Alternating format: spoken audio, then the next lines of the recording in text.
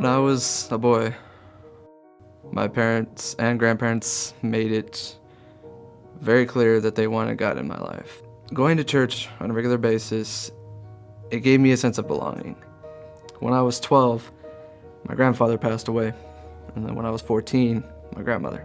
They were the stronghold, essentially, of my spiritual walk with God. Shortly after their death, my mom had decided that she wasn't going to go to church anymore.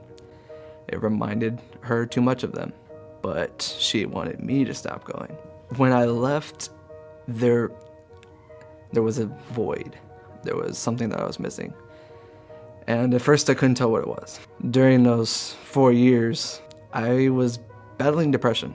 My mom was a drunk, and a lot of times she would go to the bar, and there were nights I never thought she would come back. My mother, on a regular basis, would abuse me. I essentially lived in fear. One night, my mom went to go have a drink with her friends, and I called my dad. I was pretty much in tears at that point, and I called and asked him if he could come pick me up. He said, "Sure, I'll be there in 20 minutes."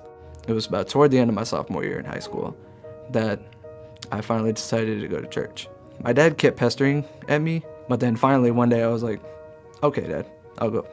That next Sabbath, I went with him to church. There were a bunch of kids from the class that I was in and some of the young adult classes that were up there singing. So this was kind of a bit of a shock for me, but it was a good kind of shock because I loved music. I was like, okay, this is actually pretty cool. When the sermon actually started, the pastor was talking about people or things that are putting you down, giving you the strength and the courage to stand up to those oppressors. And I kind of looked up and I was like, really, God? Really? At that point, I knew this was where I had to be. People that I didn't even know just coming up to me and, saying hi to me even. I'm so used to people just kind of leaving me alone. After so many years of living in fear, it felt good having them treat me part of a family. And having found courage and strength, I wasn't going to be satisfied with anything less.